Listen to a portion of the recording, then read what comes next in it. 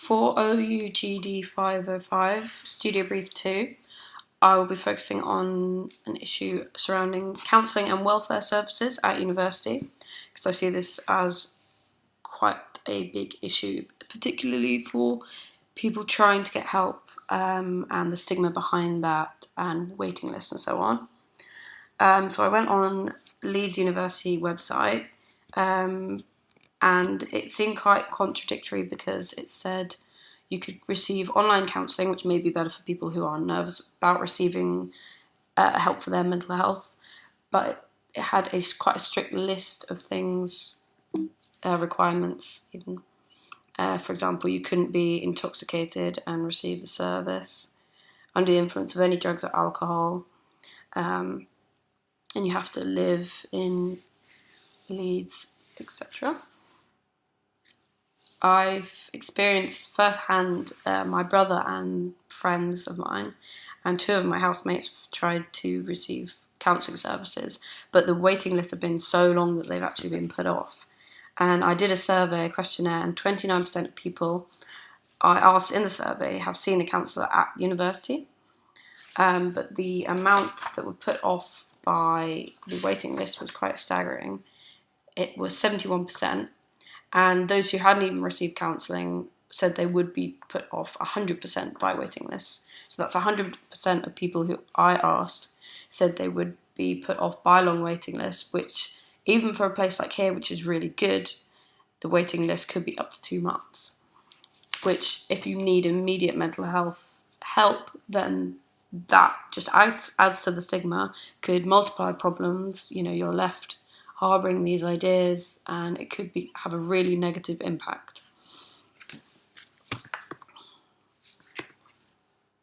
Also, I found that on Leeds University, the links were broken. A lot of the documents weren't uploaded, and just the website that led you to stuff about welfare and counselling, it was just poorly designed. The links that you clicked, which may take a lot of time for people to click, if they're kind of mustering up the courage to, you then click through to find that there's nothing there, the file hasn't been updated, they haven't been bothered to even check the links work, which is really quite stupid of them. I wanted to kind of redesign the aesthetic of mental health, because we're so used to this, image of the brain, surrounded, or loads of words inside the brain like stress, anger, guilt. It's all very typical, very outdated. I really like Mullenlow, London. They did the Samaritans campaign, the kind of use of pastels and new aesthetic, and cleaner, kind of more Swiss design. I really liked. So I want to try to move towards this kind of modernised aesthetic of mental health. Hence why in this presentation I've used Comic Sans and that typical dark blue that is featured all the time in mental health campaigns. I also wanted to focus on the stigma, and the male suicide rate is consistently higher, 5 times higher in the Republic of Ireland than women, and 3 times higher in the UK. In terms of actual statistics, representative is the chairs of the amount of people, but the first one we got in my questionnaire was, have you ever had counselling through the university or college services? And 29% said that they had. And 71% below said that they found it difficult to get signed up due to waiting lists. 100% of people said they would be put off by a long waiting list. And then the one below, we've got another 100%, which answered, do you know anyone who would benefit from such services, or yourself, but be put off by the stigma around mental health? So everyone was put off by the stigma. Below this we've got, do you find it uncomfortable discussing mental health? And 57% of people said they found it uncomfortable.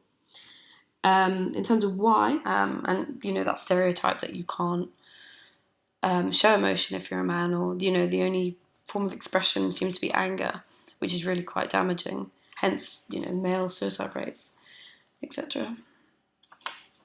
And a lot of people also said it was just a stigma and it was quite a personal thing. And if you've never kind of experienced counselling or anything before, then it is quite a scary thing. I'm quite used to it because I'm very open about it now. I've had, many years of counselling, and I've come to terms that talking is the only way that I can better myself, and harbouring these feelings is just so detrimental.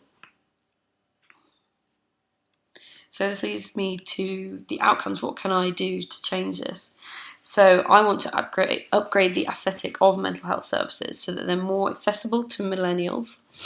I could also do a campaign to raise awareness for the lack of welfare counselling services at universities. And I was thinking of introducing a walk-in centre for mental health that I could possibly call a chat room, because this kind of removes the stigma of it being purely based on mental health and a kind of scary, intimidating environment. So everything starts off with a chat. So I felt like this would be quite a good way of introducing people to talking about their mental health. Thank you.